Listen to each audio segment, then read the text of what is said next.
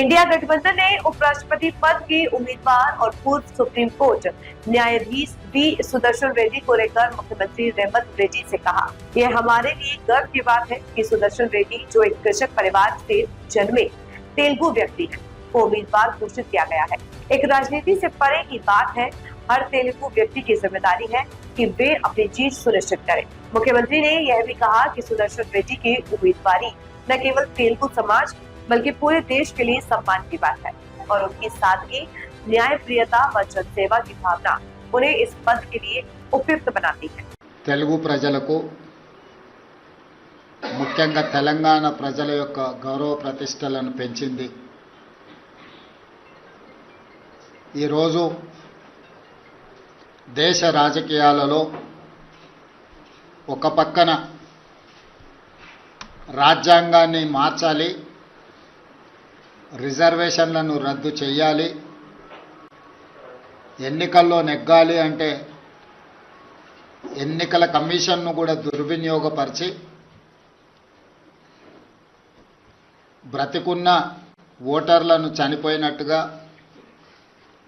లేని ఓటర్లను ఉన్నట్టుగా నమోదు చేసి ప్రజాస్వామ్య ప్రక్రియను అపహాస్యం చేస్తున్న ఎన్డీఏ ఒక పక్కన,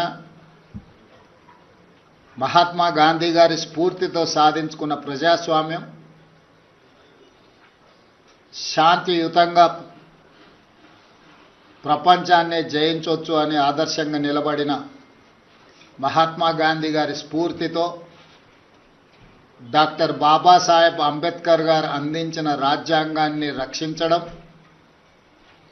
రాజ్యాంగ స్ఫూర్తిని కొనసాగించడం, రాజ్యాంగబద్ధమైన సంస్థల్ని పరిరక్షించడం, ఇండియా కూటమి ఈరోజు ఇంకొక పక్కన. అందుకే రాజ్యాంగ వ్యతిరేకులైన,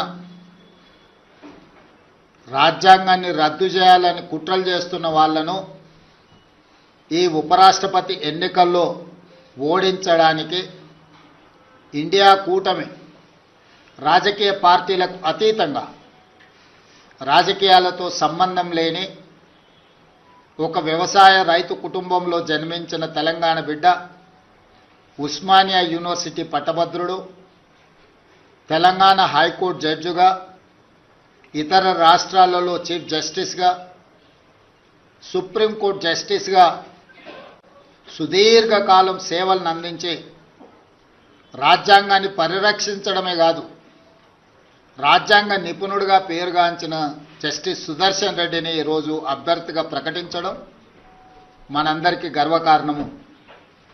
ఈరోజు వారిని గెలిపించవలసిన బాధ్యత ప్రతి తెలుగువాడి మీద ఉన్నది। దేశ రాజకీయాలను ప్రభావితం చేయగలిగిన, దేశ ఆర్థిక వ్యవస్థను ప్రపంచంతో పోటీ పడే విధంగా తీర్చిదిద్దిన పివి నరసింహారావు గారి తర్వాత మళ్ళీ తెలంగాణ ప్రాంతానికి జస్టిస్ సుదర్శన్ రెడ్డిని ఇండియా కూటమి ఉపరాష్ట్రపతి అభ్యర్థిగా ప్రకటించడం మనందరికీ గర్వకారణము। అందుకే ఈరోజు తెలంగాణ రాష్ట్ర ప్రభుత్వం తరఫున ఇండియా కూటమి రాజకీయాలకు అతీతంగా న్యాయ నిపుణుడు, న్యాయ కోవిదుడు జస్టిస్ సుదర్శన్ రెడ్డి గారిని అభ్యర్థిగా ప్రకటించడంతో